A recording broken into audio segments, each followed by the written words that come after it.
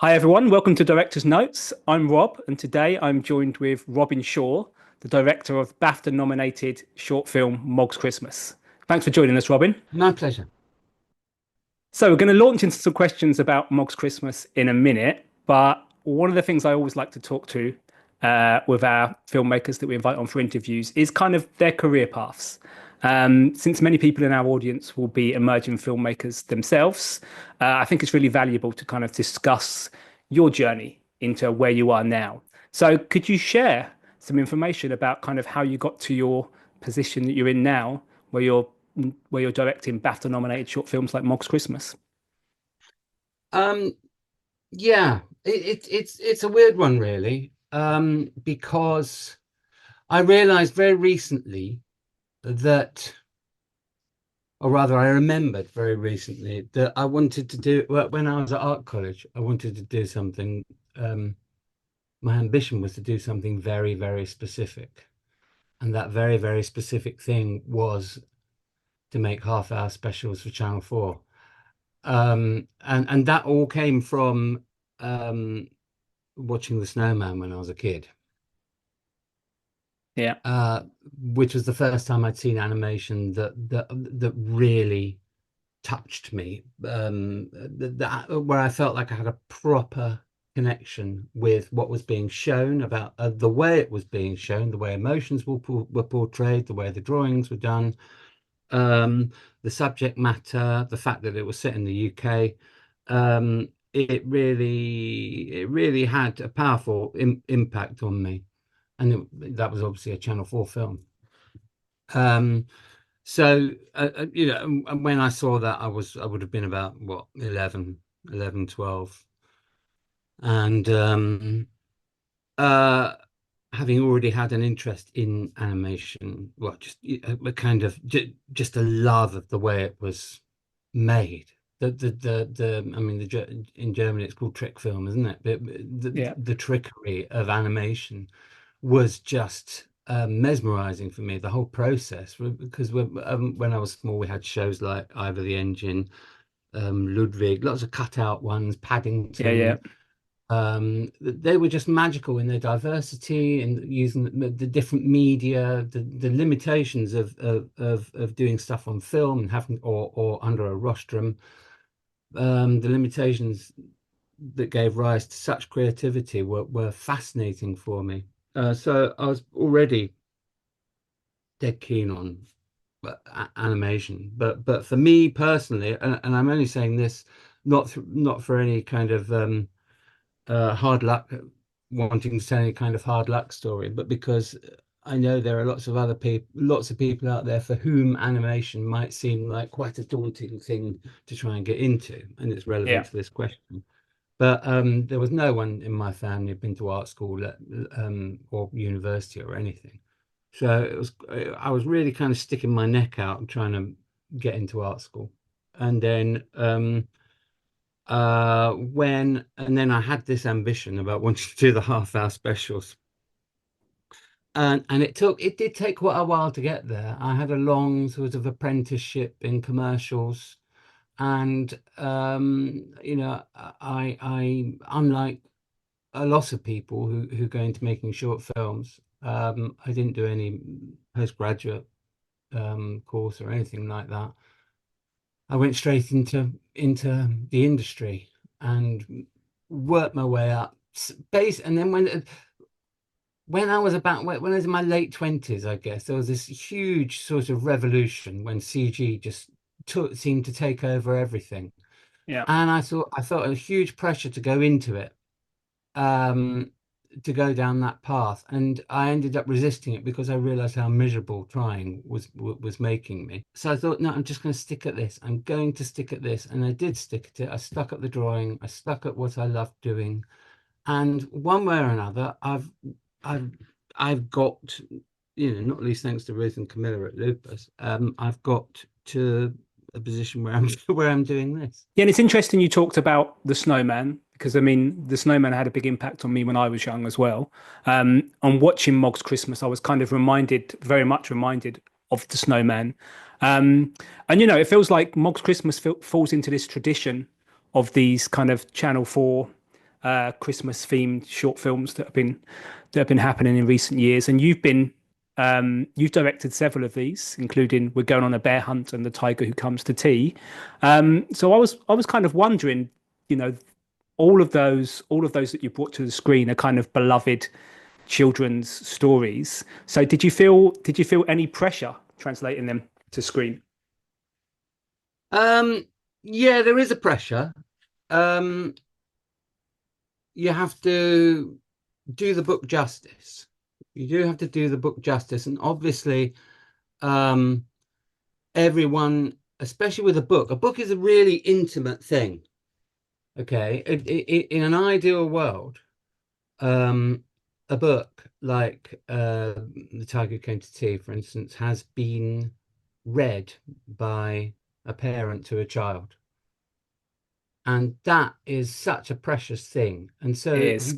you mess with that. You muddy those waters at your peril. So you have to keep everything that you think that you have to respect the book, basically. You have to Yeah, treat the book, respect the source material, but you also you can't just do um, a straightforward retelling of the book on screen. You can do, but it would fall flat on its face. yeah, Then have to give the film itself its own identity and make it work in itself. Um, and that I'd say that's possibly one of the greatest pressures lies in making sure that those two things balance each other out or work together. So you're respecting people's perceptions of the book, everything that it means to them, and yet creating something new out of the book, a film which works as a film. I mean, my the kind of rule of thumb I've arrived at is thinking, okay, what does the book mean to me? What are the core elements of the book? What um sometimes like with the Tiger Came to Tea, I got my eldest daughter to actually write down on on my copy of the book all the things that she remembered and stuck in her mind from when it was being read to her as a child. So you think, it's a okay, great that all idea. those things are very, very Yeah, key.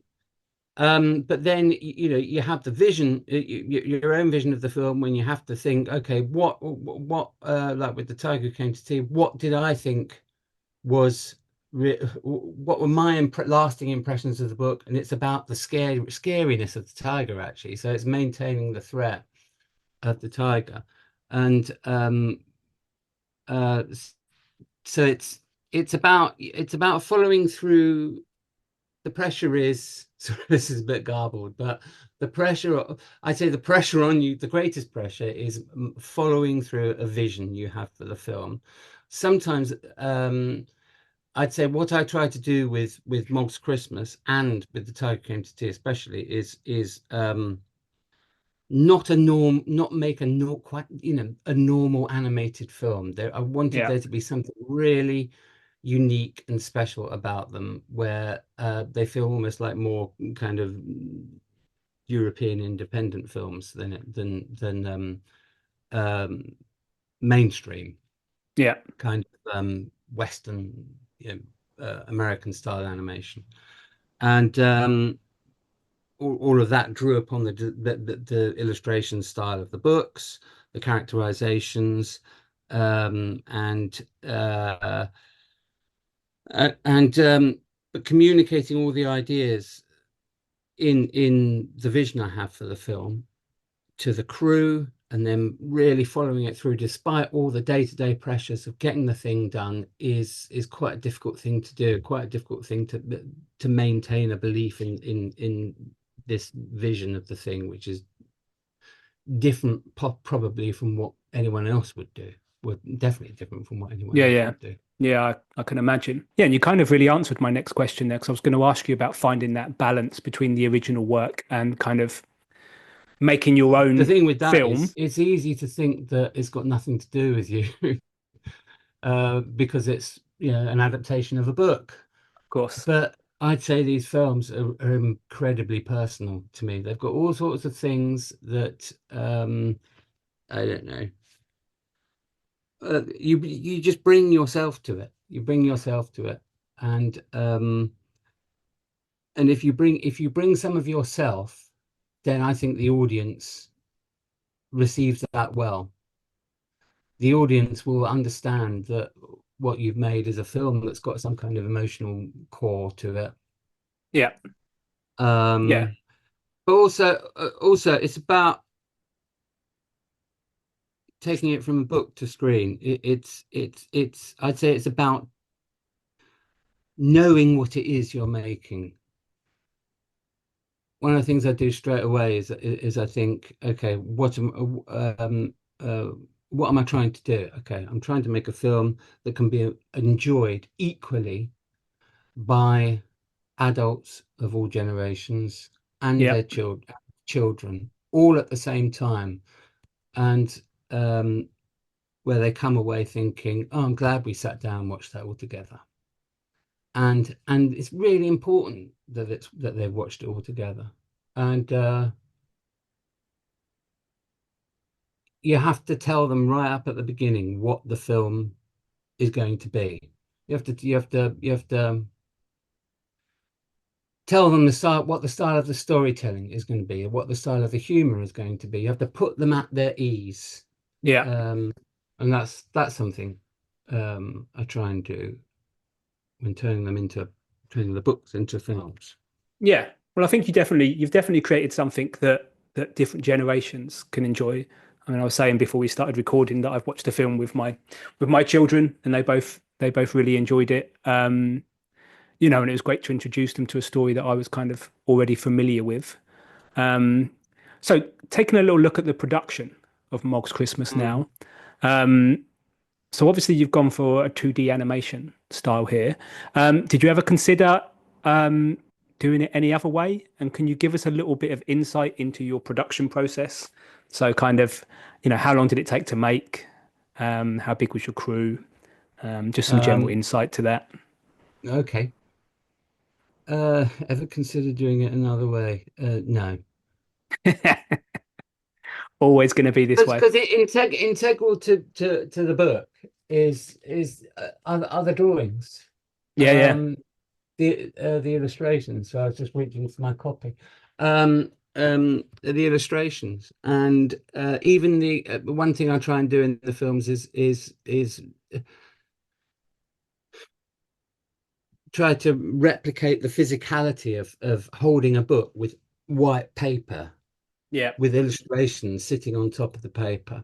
So the graphic style of the films sort of tries to remind people. I try and remind people all the time that there is a frame that they're looking at. So sometimes scenes are vignetted, sometimes they're full bleed, sometimes look a bit like holding a book and looking at the illustrations.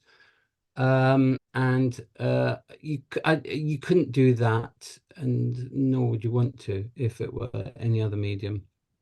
That's not to say I don't like other forms of animation. I do. I love all forms of animation. yeah, But for me, my first love is drawing, and I love solving. I do love solving puzzles when it comes to working out how to translate an illustration that's been drawn without any consideration of it being animated, how to turn that into an animatable image. yeah, Um, I do, yeah. I love those puzzles and solving puzzles of composition, taking and trying to translate something that you might get in a book that's I don't know, elongated and portrait and making it fit 16 by 9. All the sort of compositional rules of the book, translating those into film language are really fun to do. I think if it were done in any other medium, if it were animated in any other medium, it would lose that direct connection with the source material. yeah. Um, Oh yeah, and how long did things take? Well, we probably had about 4 months of storyboarding, um, but which slightly overlapped with the start of the layout process, where we're starting to draw up in line work all of the backgrounds and work out the scenes. There's a bit in the middle where everything is going on all at once, where you've got there's still changes being made to the storyboard. You've got layout going on. You've got backgrounds being painted. You've got animation going. You've got cleanup going. So all in all, we started 20. I think it was September 22. Finished. I was actually looking at some of my files over the weekend, and I was still working on some of them in October 23, and I think we Okay. were supposed to. I think we delivered end of October. So yeah, it was a bit tight. Working up to the deadline. Yeah, yeah. Yeah, there was quite a lot in this film. I mean, we had 7 human characters plus Mog, Yeah. plus passers-by outside, plus all sorts of things. It was, yeah, quite a big undertaking. Yeah, you can tell. You can tell watching it, to be honest. I think anyone who knows anything about animation can tell the kind of hard work that's gone Mm. into it. And you just talked about your characters there, and obviously it's kind of hard to talk about Mog's Christmas without touching on your cast. So you've got some great talent who lend their voices to Mog's Christmas. From Benedict Cumberbatch to Claire Foy. So how did you collaborate with them to bring their characters to life? Um, well, we'd previously had Benedict Cumberbatch on The Tiger Came to Tea, so Yeah, I think he knew kind of thing to expect anyway, which was good. But they they were all absolutely fantastic, actually. The thing to do, obviously, is to know who the characters are, yeah, what their personalities are, what are they prone to doing. I decided as I started storyboarding, I decided how to clearly define each character. I mean, it was the clues in the script, but then you take it to the next level when you start boarding. You start adding bits of dialogue, changing bits of dialogue, and read and visually defining the characters. Like the Jolly Uncle, for instance, he's just larger than life, in your face, in the best possible way. And then you've got these kind of hinge and bracket aunts, and then yeah, when the actors come in, you describe their characters to them. You try and find um, easy reference points, quick reference points yeah, of for them course. to draw upon. So like with Mr. Thomas, the dad, I said to Benedict Cumberbatch, he's there's something of the Basil Fawlty about him in his frustration and indignation. Yeah, Um, and with Claire Foy, it was explaining that actually mum is not the sensible one, but the one who really doesn't get that bothered, and is, if it's going wrong, it's going wrong. It's not going to be that bad. Doesn't get wound up like dad, which is so often the case. And yeah, and they come in and they just nail it. yeah, It's incredible watching good actors at work. Um, they just become something completely new that you haven't.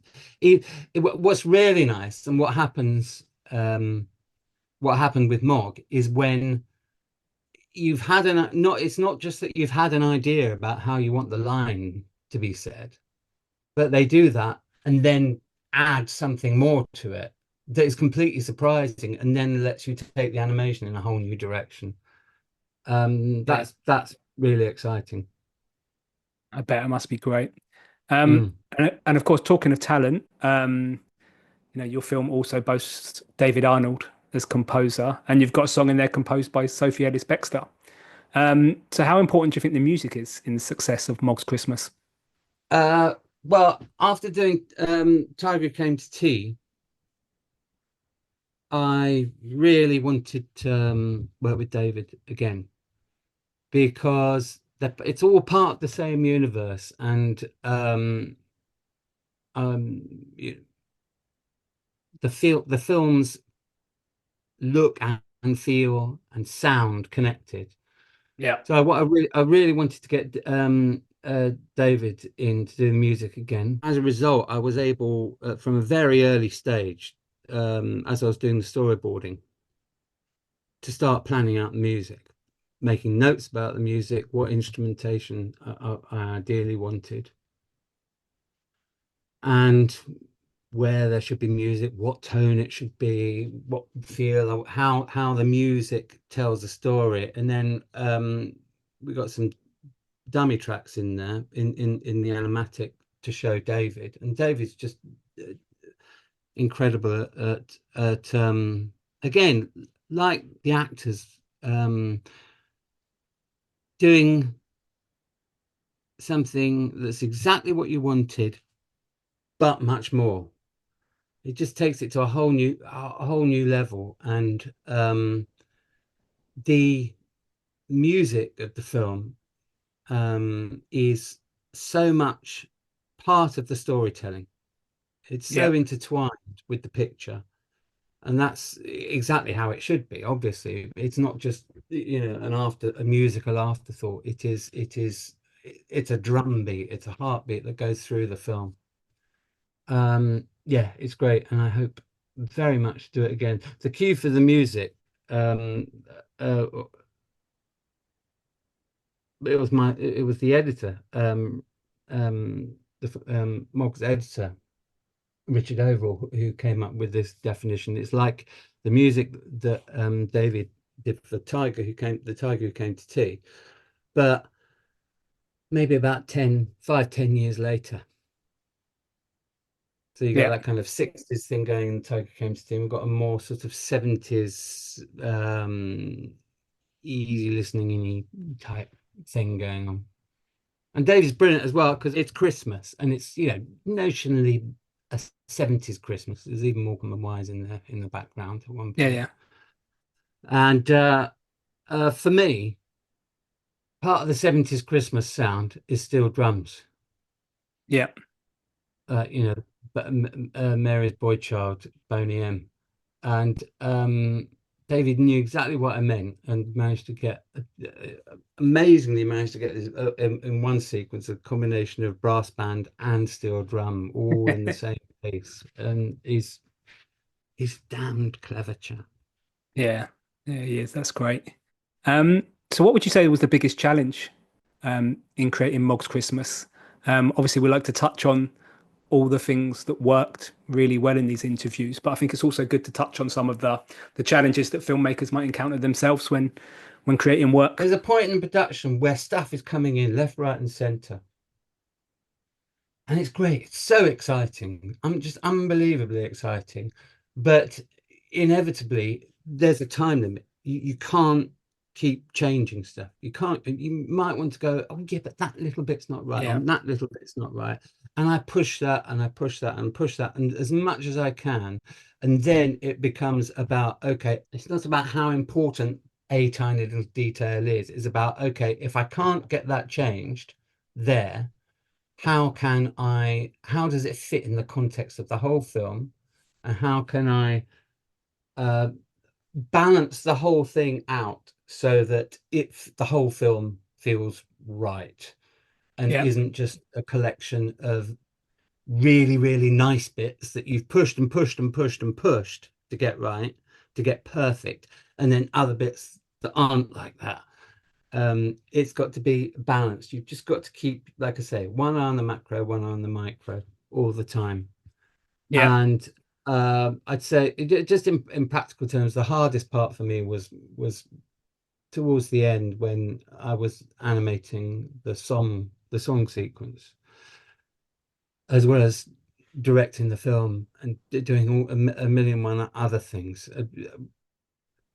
The song sequence, I yeah, there's a hell of a lot going on in it. It's a tough There's one. 2 minutes in the film, and I was sort of personally responsible for it, getting it all put together, and yeah, and that was a bit hairy.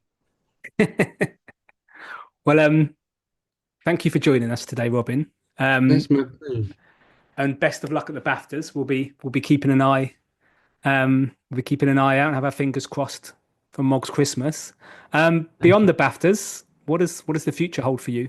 Have you got any new projects coming up? Um, yes.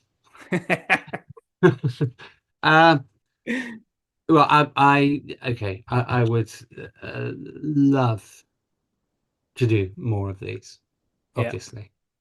But I've also got a couple of my own projects that I've started working on, trying to get going. great. So yeah, Great. Well, we'll keep an eye out for those. And once again, thank you for joining us. It's been really great speaking to you today about Mog's Christmas. and you.